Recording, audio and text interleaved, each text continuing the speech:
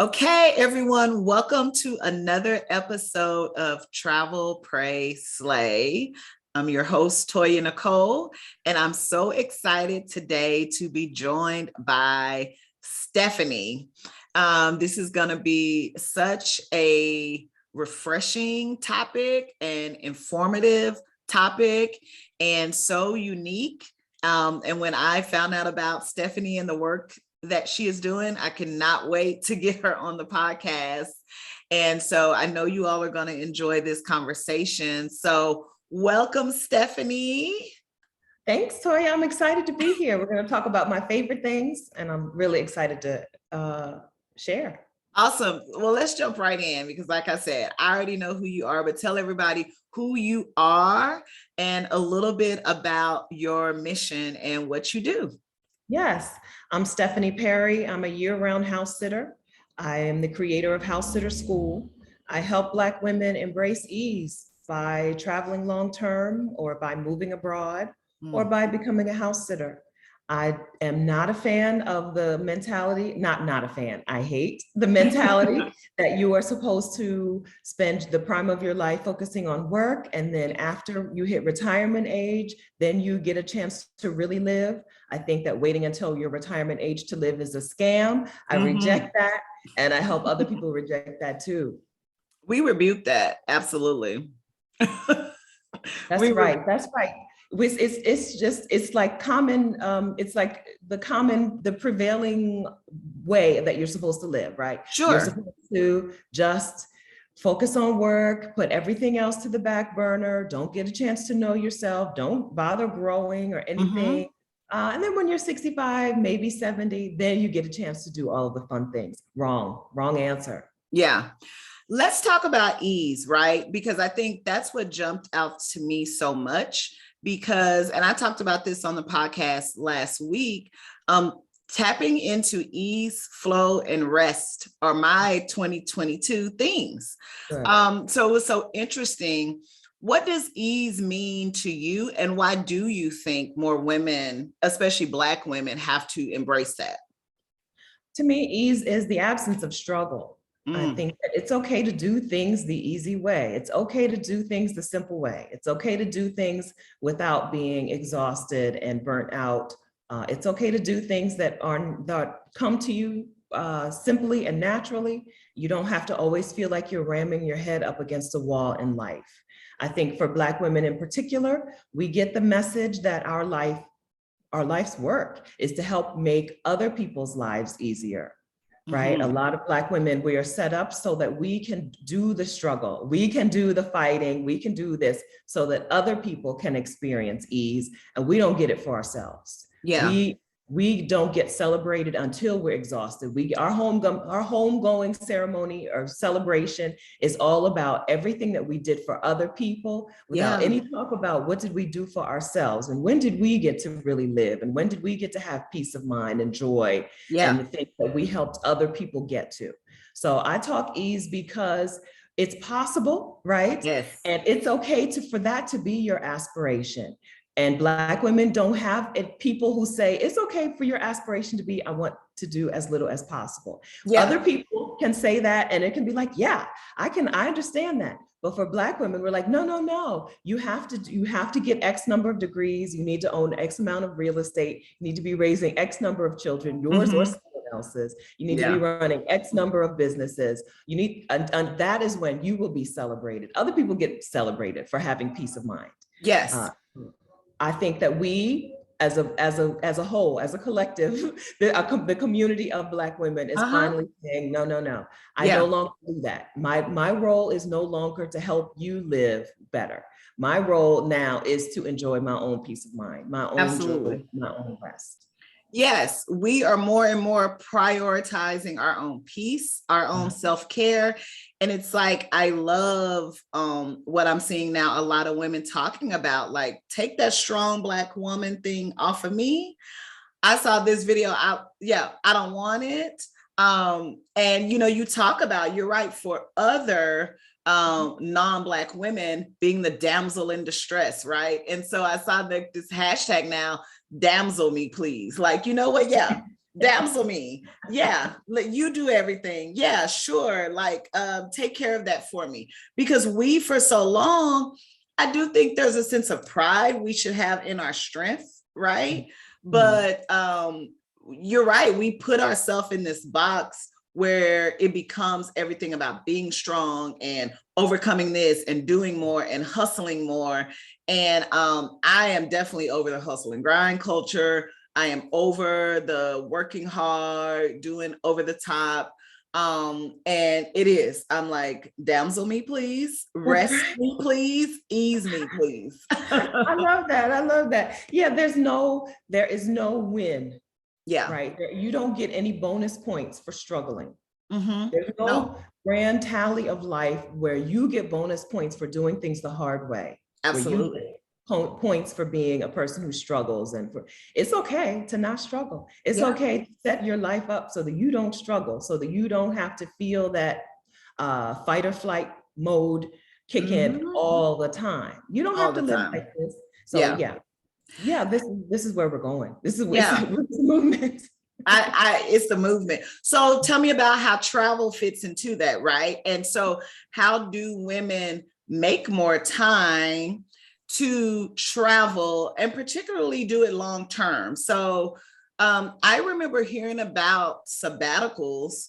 It was probably, I would say, like around 2015, the client I was working for, that company required people to take sabbaticals. I had never really heard of that. And after you were there 10 years, they require you to take a sabbatical.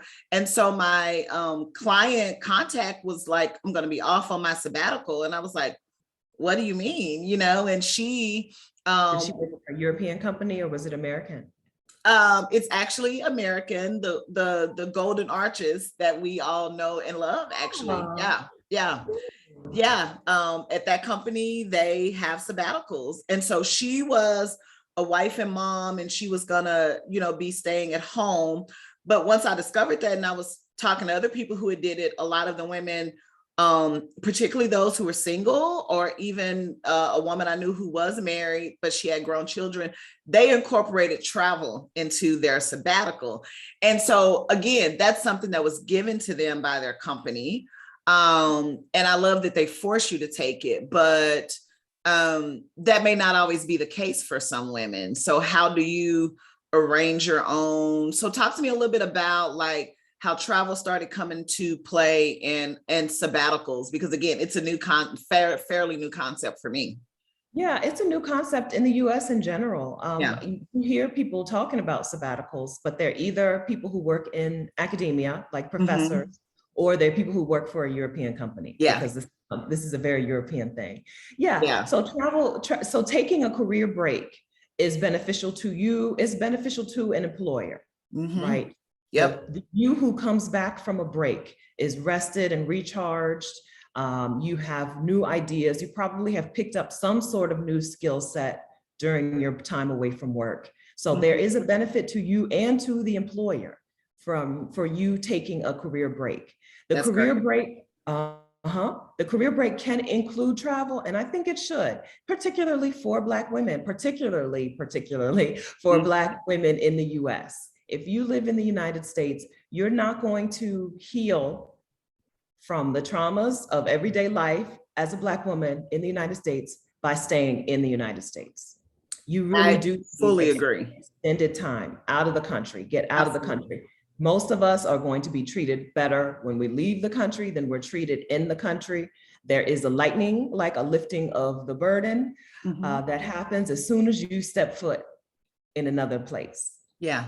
So I think that the reasons to incorporate travel are many, right? For some of us, you can go abroad. If you live in these expensive cities in the US, just go abroad, right? You are going to be able to live better on less without even trying too hard. Some of these people, like some places, I'm like, how do you live here? I had a house in San Francisco. I went to the grocery store in San Francisco. I'm from Delaware, on the East Coast. Okay, I've been there. Okay, so Delaware is not a super expensive place, but it's not cheap. It's not like the cheapest, right? Yeah. But I went to a grocery store in San Francisco and I started contemplating, like, do I actually need food to live? Like, how do you Water live? is actually very nourishing. Yes, like I wanted eggs and yogurt, the basic stuff. And I was like, well, maybe not. Maybe how long am I here? And how long, maybe I should try fasting, right? Uh-huh. So if you live in an expensive city in the US, if you want to take a break, not just from working, but from spending up all this money, go abroad, right? Go Yeah. pick a place out of the United States, go there for a while. You're going to get some peace of mind from not being Black in the US. You Yeah. get some peace of mind from like money being less of a concern every day, right? And then you can do some things for yourself that you wouldn't normally do. I boycott winter. I'm not myself during wintertime. I'm really not. I am not me in the wintertime. I hibernate. I feel so. There is this thing called seasonal affective disorder. I've not been diagnosed with it, but I probably have some milder version of it, where all I want to do is lay in the bed and hibernate when the temperature is cold.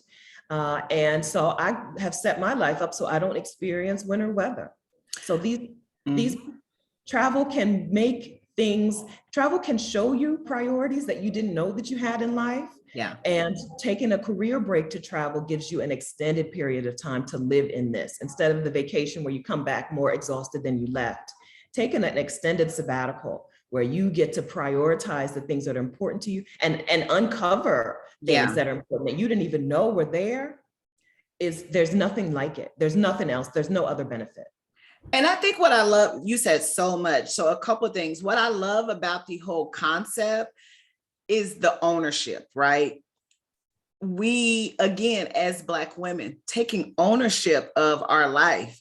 The seasonal affective disorder, you are right. So I'm a Texas girl. I live in Dallas now. This is where I'm from.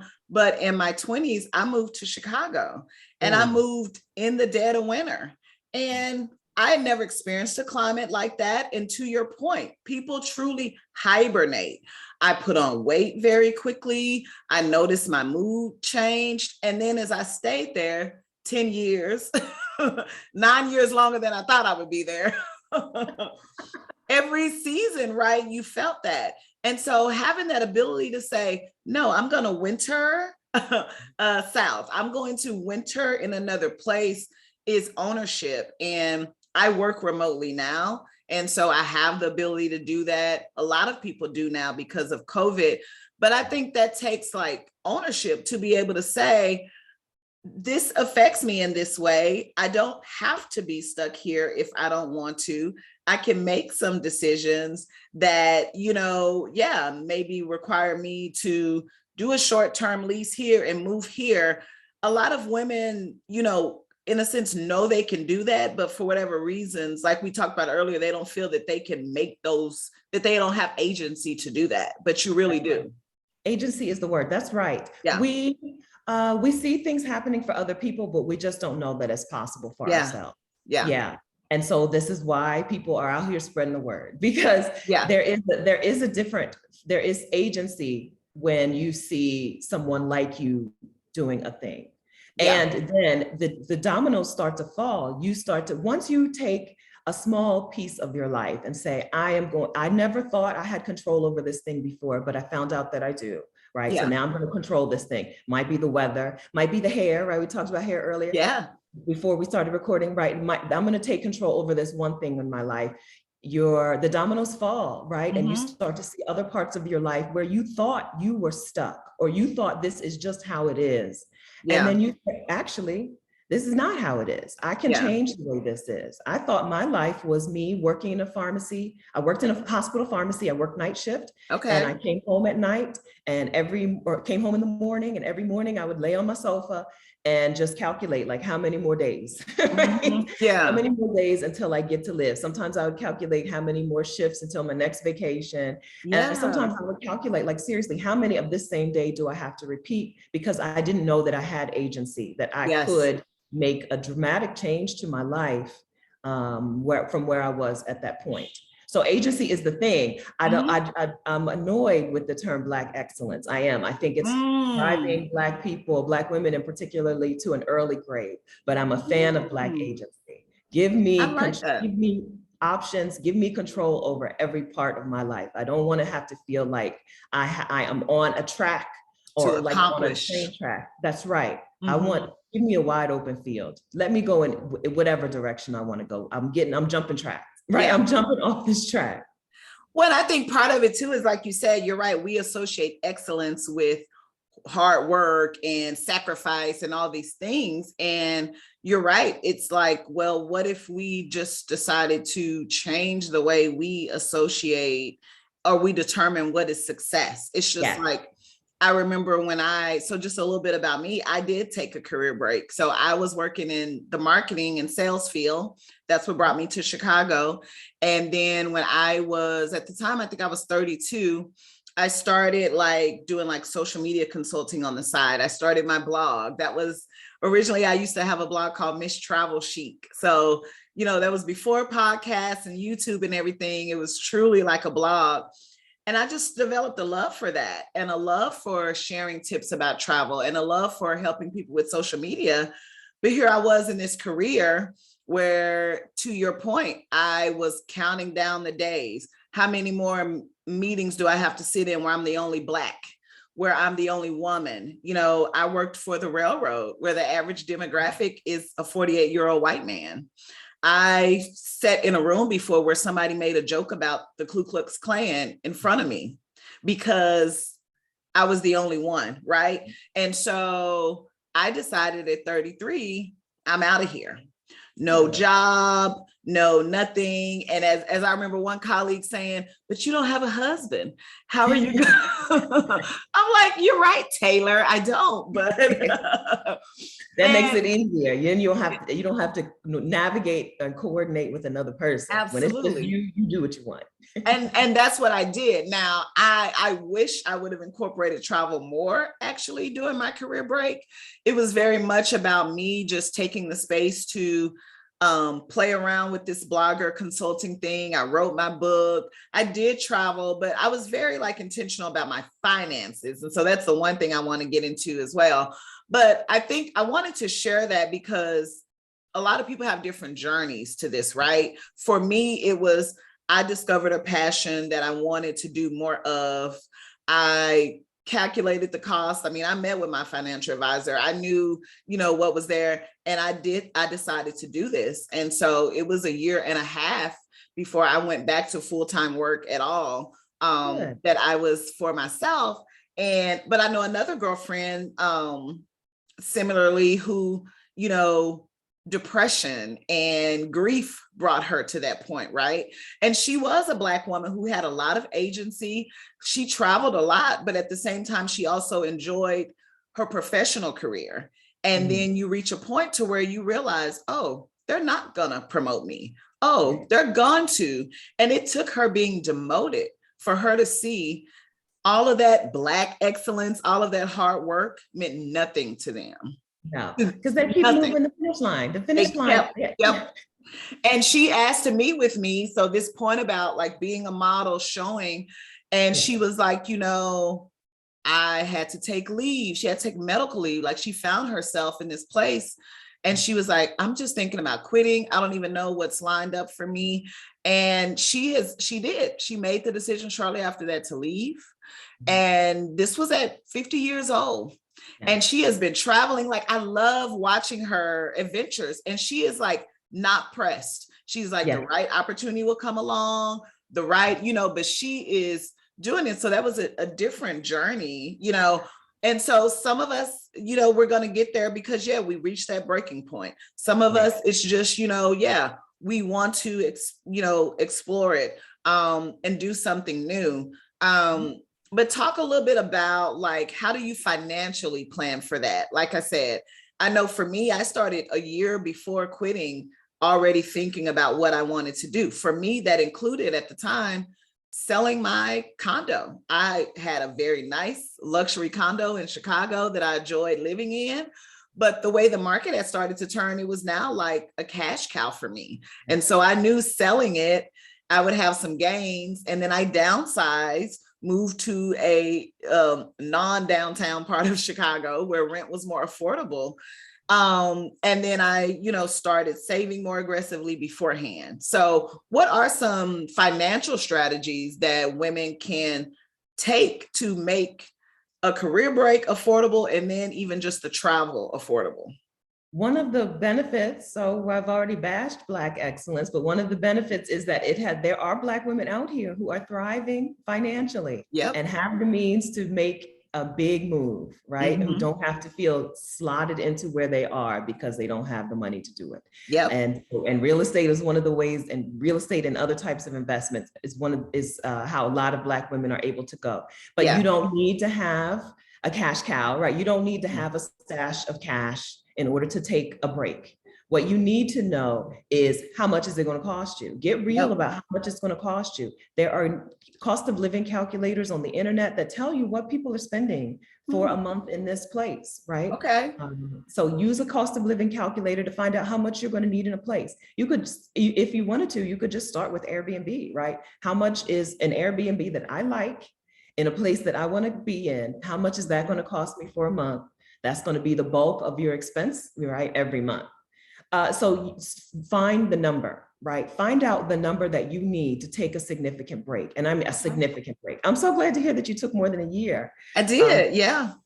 Yeah, a lot of times we start, had you ever had a period of time as an adult where you didn't work? No, and that's what's so crazy. I remember talking to my mentor during that time, and I was literally like, I don't know what to do with myself.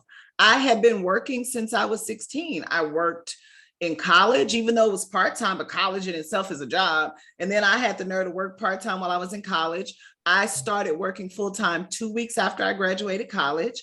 I got my master's while working, work. And so there was this part of me that now had the ability to design my own schedule, but I struggled with on days where I was in ease and rest, feeling like I needed to do something.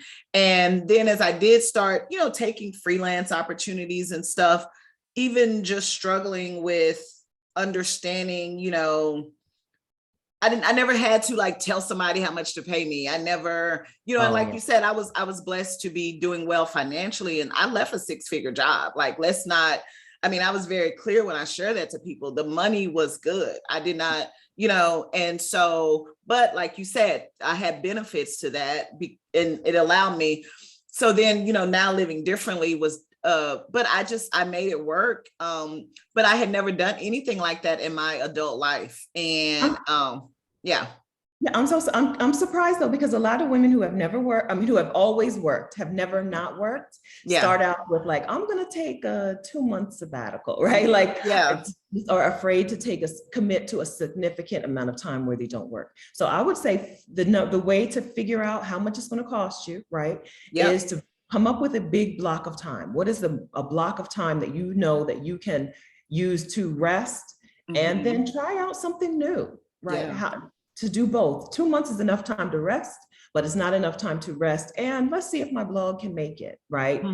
So come up with a big block of time, come up with a couple locations. Okay. Look specifically at what it's going to cost you. So you can seriously start with Airbnb, bless you.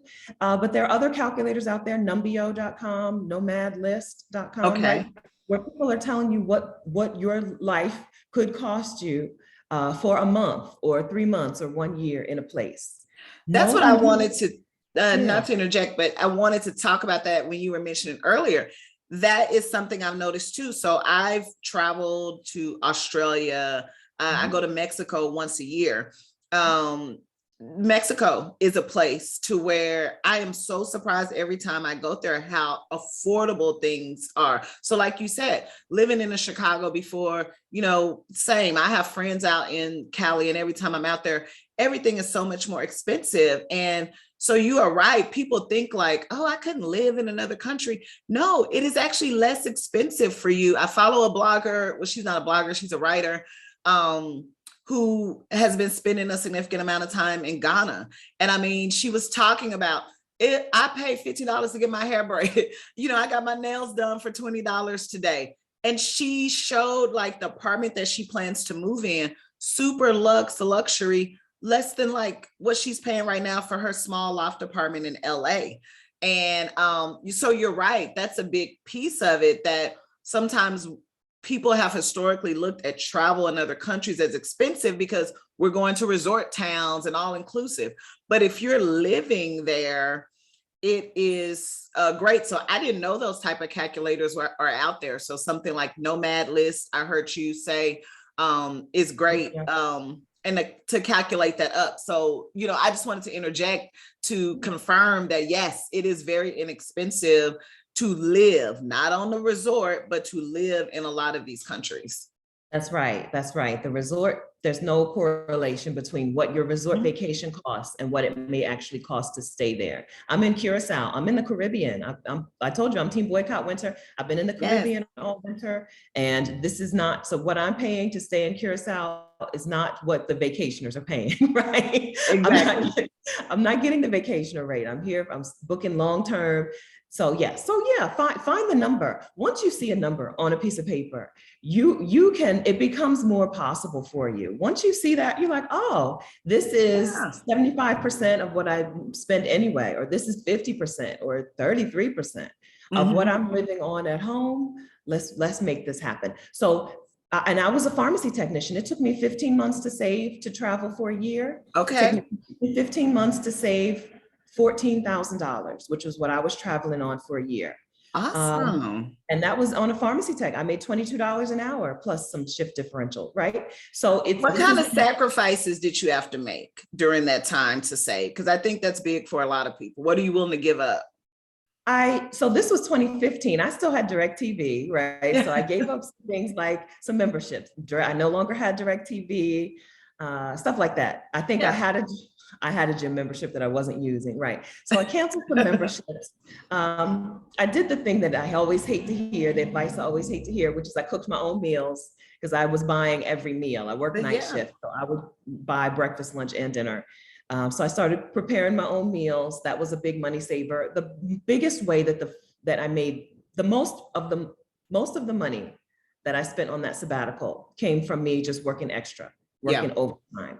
So Hmm. it was basically, I treated my overtime job like a second job, right? As if I had picked up a part-time job for a while. I'm Yeah. generally not team work a lot of jobs, but I had a Hmm. goal. When you have You an had a end goal, goal. it becomes different. This is not, I don't want to live my life working multiple jobs, Hmm. but I did work extra hours. And most of my sabbatical money came from me just picking up extra shifts, a couple of extra shifts out of the month, right? 2 or 3 shifts a month, paid for most of my time abroad.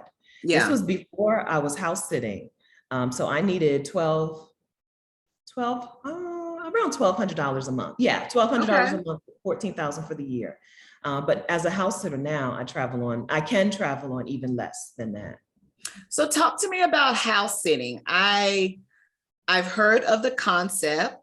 Um, how did you get into it, and how does that work practically, and how does that tie in with long-term travel opportunities?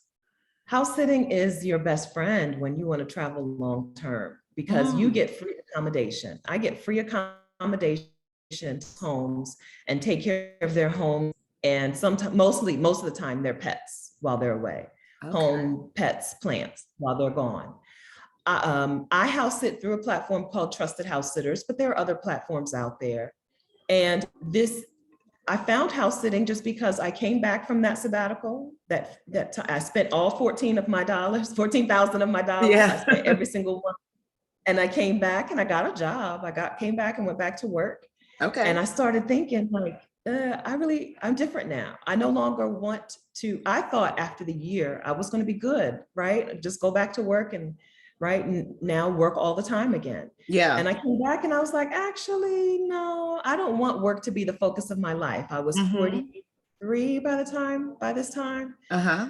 Like, well, how can I keep traveling with no money? So I literally Googled, hey, how do I travel with no money? And Google was like, be a house sitter. Right There you here. go. Google has all the answers. So that's how I found it. I gave it a try and it changed everything. It meant that I no longer had to keep going through the cycle of work, save, quit, which was what my plan was at first. My Ah, plan was to work, save money, quit, travel, work, save, quit, travel. But house sitting meant, no, if you don't need to pay for accommodation, you really don't need to work, right? You can just yeah. do some things here and there. Like you, I had a skill set and I was like, Uh-huh. about my virtual assistant business. Let's see if this can take me anywhere. And I had time to work on it because I was house sitting. And these are people that need house sitters. Are these just people that are traveling long term? Have they relocated and they wanted to keep their house? It's interesting. Like, I'm trying to think of like what would cause me to need a house sitter. Anybody who's leaving their house for any amount of time. I have done one day house sits, right? Oh, I have wow. done, we're going to such and such's wedding. I need somebody to come in here and make sure my cat's still alive while Yeah. I'm gone, right? So these are people who are just taking regular family vacations, or they're retirees who have moved to another place and they're going back home for a while to visit the grandkids and, see their friends. Or there are people who have moved abroad or moved out of their city, not even moved abroad, but people who have relocated to another city and they're going away for a while, right? Anytime Yeah. you don't want to leave your home empty while you're gone. So I've done one day house sits. I've done 3-month house sits for people who are going on long trips around Europe.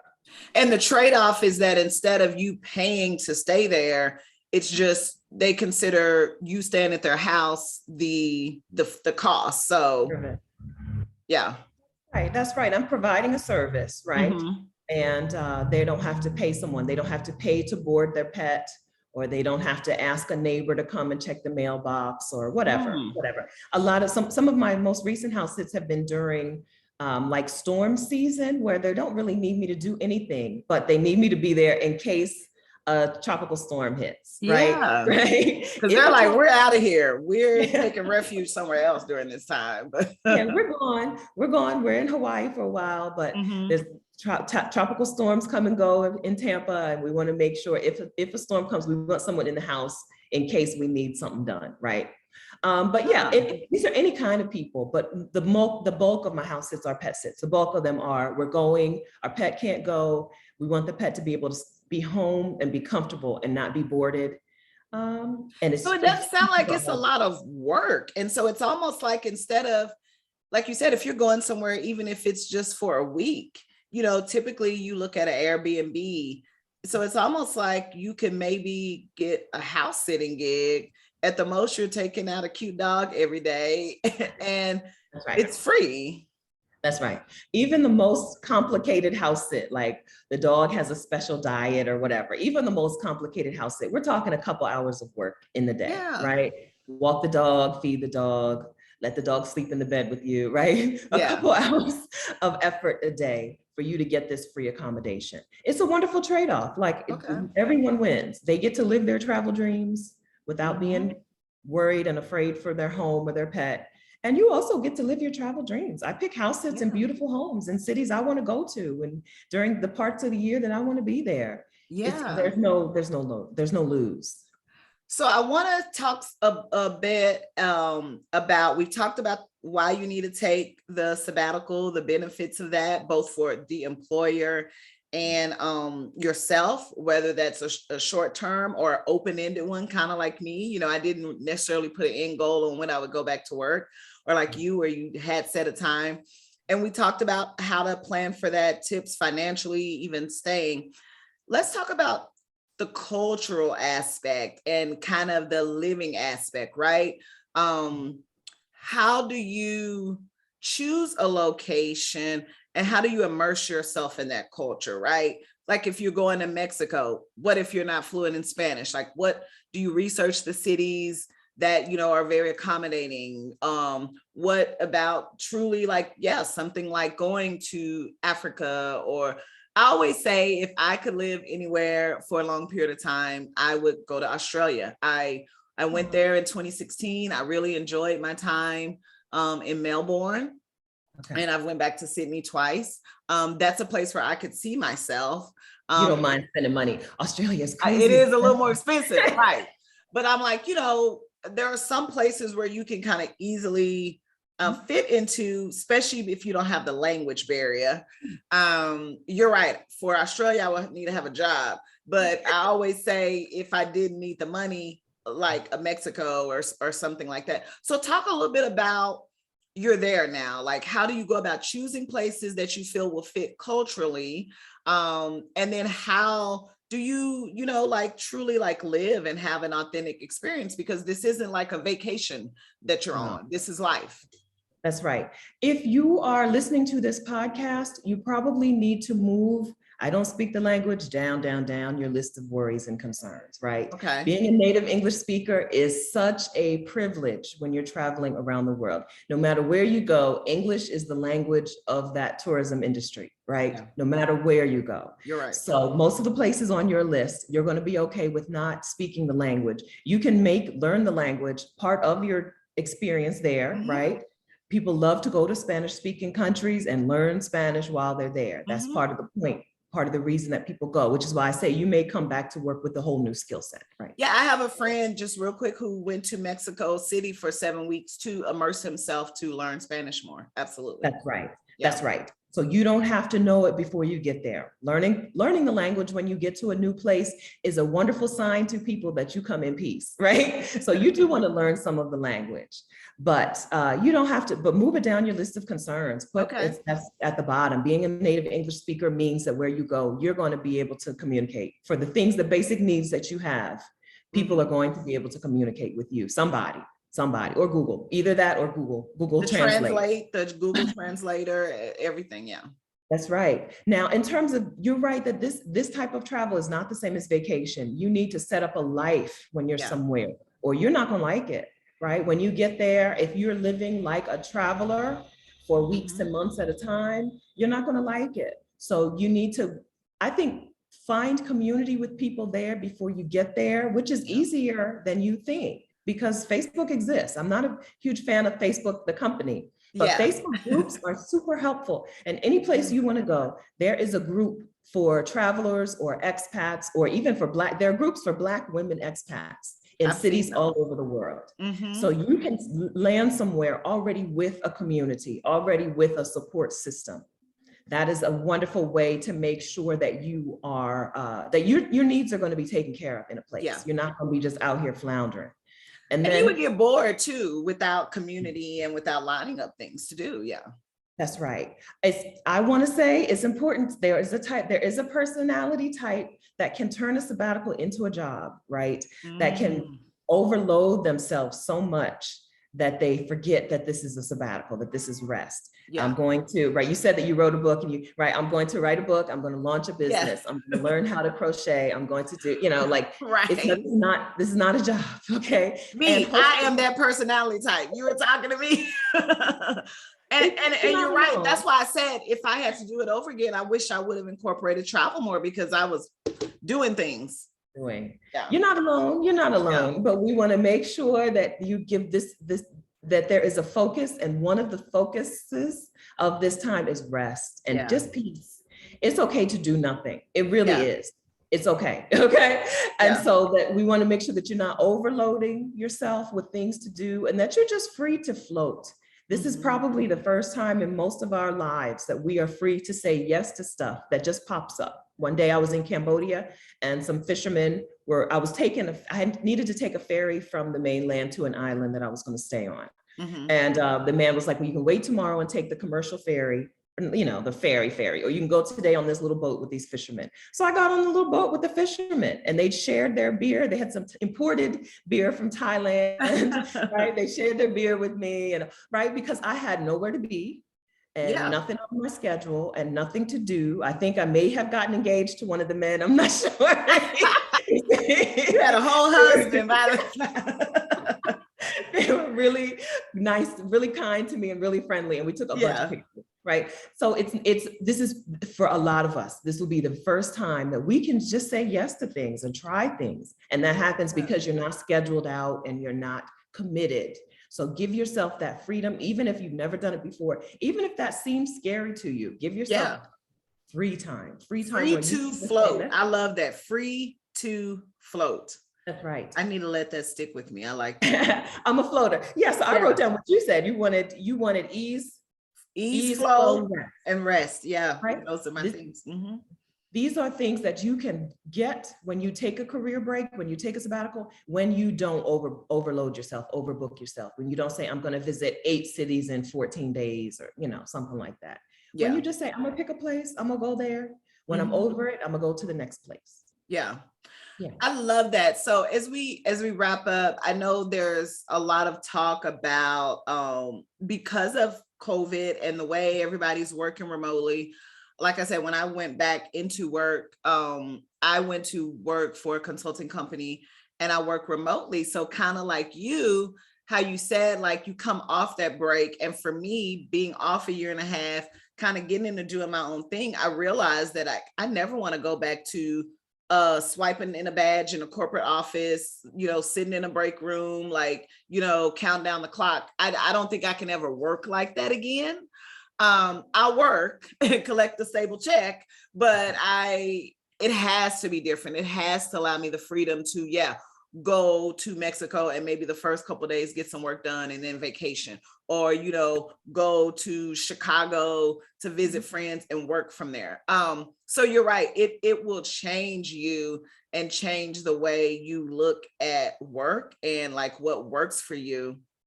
So it has done that for me.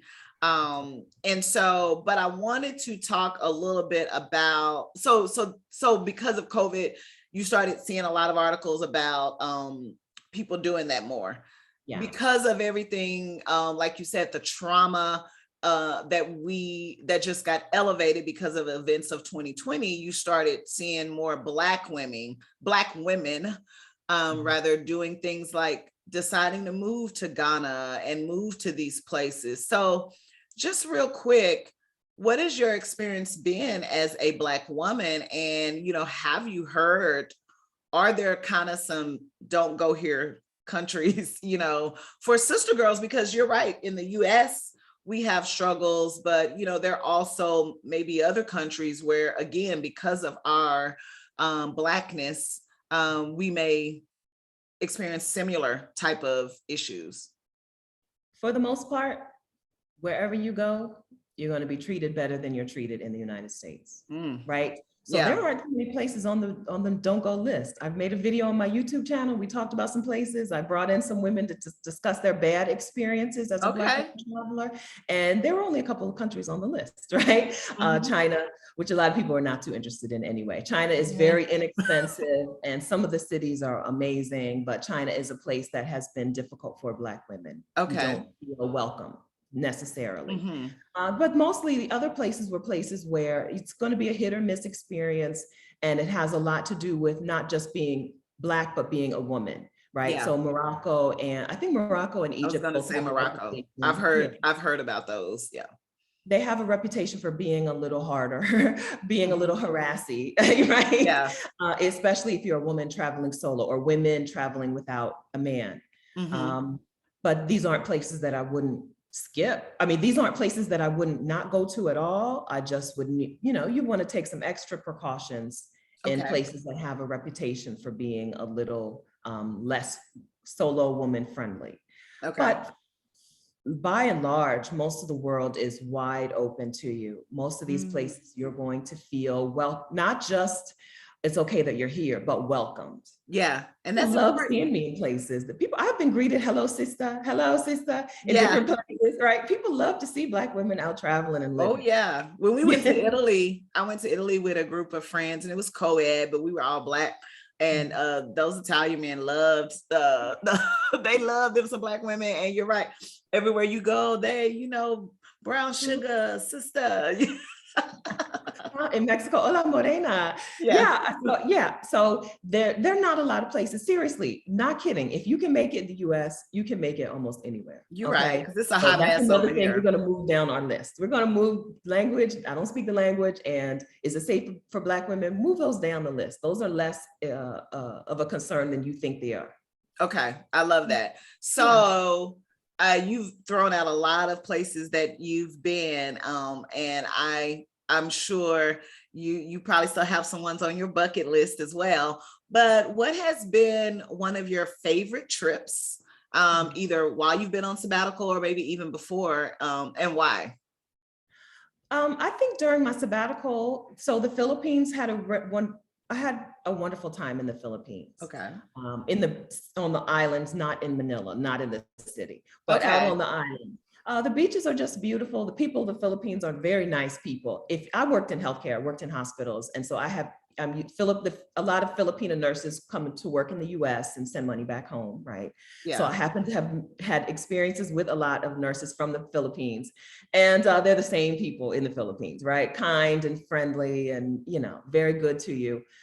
So that was a wonderful experience. Okay. But Portugal really made the biggest impression on me. Portugal became the place that I know that I'll move to when it's time for me to pick a place and stay there for a while. Yeah. Portugal was just the total package. It's easy to get back and forth, which is a reason that Africa is not super high on my list. I've been to South Africa, but that 18-hour flight,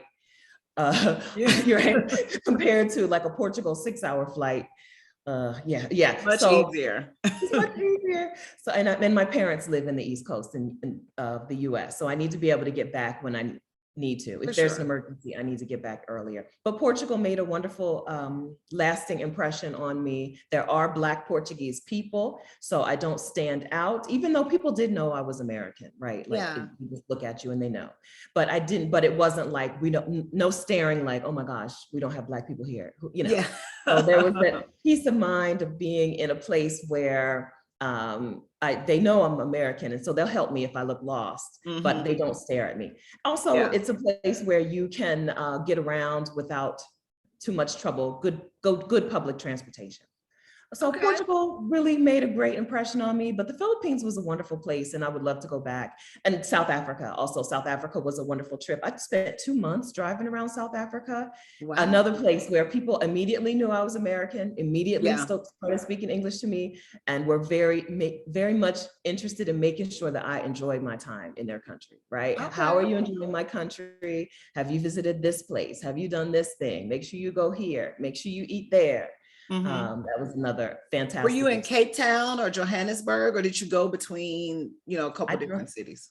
I drove from Cape Town to Durban up to Johannesburg. I took my time in South Africa. So I saw a good portion of it.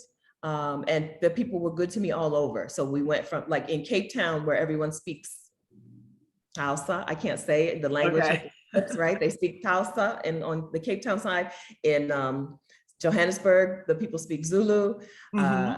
So everywhere I went, they just spoke English. Like, they immediately knew. Immediately. Like, she's not gonna understand the Zulu. Let's just. But wonderful. Like, South Africa was a wonderful place to visit. When I was there, the internet was so bad that I always say, don't work remotely from South Africa. But I've gotten updates that the internet, they now have high-speed internet throughout Johannesburg, at least. So I would say put it on your list if you're looking for a place to work remotely from.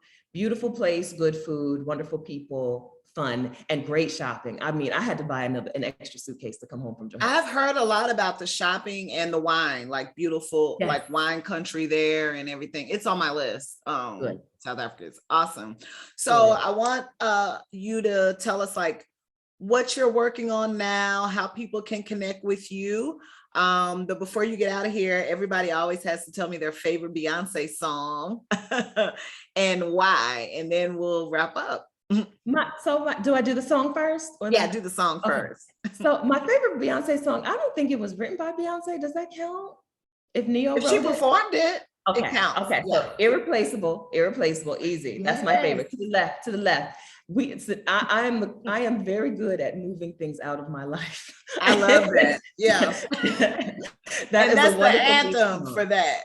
It's a wonderful theme for me, right? Yeah. I don't need you. Go, right? And so we talked about agency before. That is a song about agency out of here. Yeah. Irreplaceable. So Irreplaceable by Beyonce, my favorite. I think Neo wrote it, but I appreciate it. Okay. Neo did write that. And fun fact, I think from my understanding, you are absolutely right. Neo wrote it. And when he demoed it, I think he had actually originally gave it to Fantasia. And so I remember, like, that came out and everybody is like, you find out all these things because they are demos, like these people write them. Yeah. And it's like, I don't know, like that is like one of her most popular songs. I'm like, it's like, you wonder, like, what would that have been like if maybe Fantasia would have did? I was like, I don't know, like, Beyonce brought the right energy to that one. She did, but I would still like to hear Fantasia take it to church a little bit more. Okay. Yeah. She really would have you to the left, the right, everything. Cause I like for Fantasia to sing anything.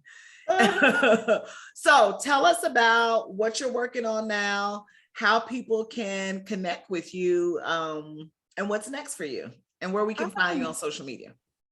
Okay, I have a YouTube channel. It's Stephanie Perry on YouTube, and we talk these things, right? We're talking about embracing ease through house sitting, through taking a sabbatical, through moving abroad, through being a digital nomad and bopping around a little bit. My YouTube channel is a wonderful place for community. I have an awesome community of Black women who hang out with me on Saturday mornings, and we talk this talk all the time. So if you are interested in learning more about sabbaticals, about moving abroad, join me on my YouTube channel. Again, it's Stephanie Perry. Also, I want to plug my Facebook group. I co-host a virtual summit with Rashida Dow, who is a career break coach.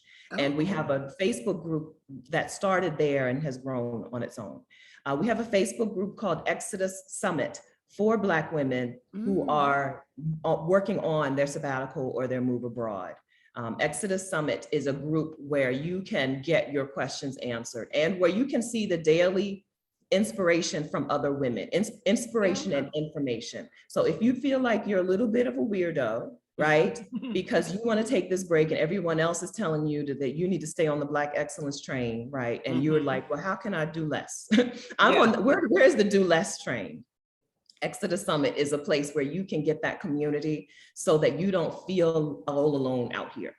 Because we didn't talk about this, but I think when you start talking about taking a career break, the fear mongers come out of the woodwork. Oh, yeah. Did you experience that yourself?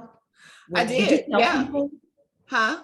Did you tell people that you were going to take a career break? I told a select group of people that I was going to take it, and it was, well, what are you going to do? And I was like, I don't know. But they really started, and I said select group for a reason, you know, and I did. I had friends who were like, just play out the worst case scenario. And for me, I played out the worst case scenario down to, okay, if I'm not able to pay rent, I always know I can go back and live with family. You know, that was the worst case. And so for me, that wasn't as worst as you think, you know. But they really came out when, you know, my company made the announcement, like the email goes out that, you know, I was leaving, and no, just people coming up to the office. Like I said, I had people saying, well, you don't have a husband, or, you know, or somebody was like, you know, well, what are you going to do? Do something on the internet? Like, what do you know? People didn't at that time understand the concept of blogging, and, you know, it was, you know, kind of looking down. And so to your point, you're right, fear mongers, and some people have a stigma. You know, I know a friend who wants to take some time off because she's experienced a lot of loss, divorce, death in the family, car accident. And I said, well, what's keeping you from even just taking, you know, the EAP program, the, you know, standard? And she was like, well, the stigma, you know, so a lot of people are worried about what their colleagues will think. And so that's great that you all have that. And I'll be sure, you know, for people that are listening or watching us on YouTube, I'll put everything in the description on YouTube and in my show notes on the website. We always have in the show notes. So I'll put links to your YouTube page, to your Facebook group, because you're right.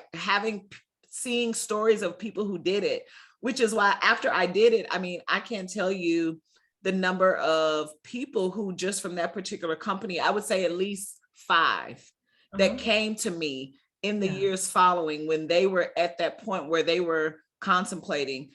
And they said, like, seeing that you made it, you know, seeing that you went on about your life, and now I'm working in the career and field that I left for, gave them that inspiration, and they were looking for tips and stuff. And so sometimes it's just, we need to see that it can be done, so that we can have that courage to do it.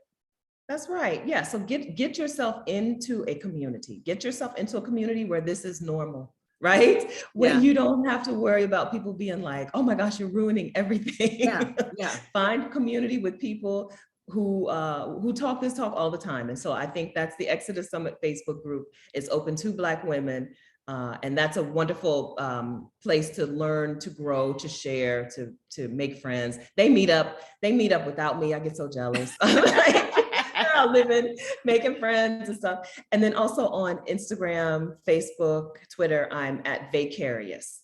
I named things. I named my blog and stuff when I was on my sabbatical, and I wanted you to vacation vicariously through me. So I called it Vicarious. Oh, I I love do not that. want you to vacation vicariously through me. I learned there's no such thing, right? You Yeah. cannot vicariously vacation through someone. No. You have to travel for yourself. You have to take the career break for yourself. So that's the name, but that's not the spirit of my Absolutely. program anymore. I love that. I get people all the time and like, I see you out there living your best life. I'm doing it vicariously through you. And I'm like, girl, go live your own best life. That's This is right. my version That's of right. my best life. You don't have to watch me. That was one reason why I started my blog. I will never forget. It came from, it was this one young lady, and she probably didn't even know she inspired me. I remember I came back from a trip. This is before I quit or anything. And I was putting pictures on Facebook, and she said, she was like, oh my God, I love that you know, traveling. I'm still in my like late 20s then. And she said, one day, you know, when I have a whole lot of money or something, I'm going to do the same. And I'm like, you don't need a lot of money, sis. Cause I first started blogging about how to travel smart with style was my tagline. It was all about like budgeting things. And that inspired me. And I remember like saying like, wait a minute, people have some type of mindset that's telling them they can't do this, they can't. And sometimes it's simply because they don't know. So let me be a portal of information and resources so that people can do this. But it was that one line when she said that, because I'm like, and I remember saying like, girl, you act like I'm bringing in Oprah money. I'm not. I'm Like you doing had the trust fund. exactly. One thing about me, I'm gonna find a deal, a promo code, and everything in between. I don't care how much money I make. That's right. That's right. Yeah, it's so good to spread the word. It feels real good to spread the word and then have somebody come back and say, like, I didn't know this was possible until you showed me this was possible. What a wonderful feeling. Yeah. Absolutely. Yeah. Yeah, it's so good to have platforms where you can do that. Absolutely. And that's what that's what I say. Like, I think, you know, there are so many different unique ones, right? Because it's like, that's why I love having other travel influencers and podcasters, because everybody has a lane, right? And, you know, what you're doing is something that, yes, I have experience in, but that's not what I talk about. And, you know, I've learned just so much from our conversation. And so it's just so important to spread the word. I know somebody is listening who has been contemplating it, right? Or even just has the ability to work remotely and doesn't know how to go about doing this whole traveling, even just to work, you know, and stay in their job. I know you're going to help. And so I'm going to, you know, share all your info in the description box and with the show notes. And thank you so much, Stephanie, for joining me. This has been so great. And I'm going to be joining the group. So Okay. you're the admin, look out to accept me. All right. We'll see you over there. We'll see you over there. Thank you so much. This was so much fun. Like I said, I love talking this talk, and I'm so glad to hear that you are a career breaker. I'm so glad that you're and can evangelize for it too, because this is the way. This is the new way. This is how we do it now. It is. This is how we do it. Okay, everybody. Well, be sure to comment. Tell us about your experiences. If you have taken a career break, if you've just taken a sabbatical at work, if you're planning to, Stephanie has already told you all the resources to go to and to connect with us. And until next time, I will talk to you all. I meant to stop the recording.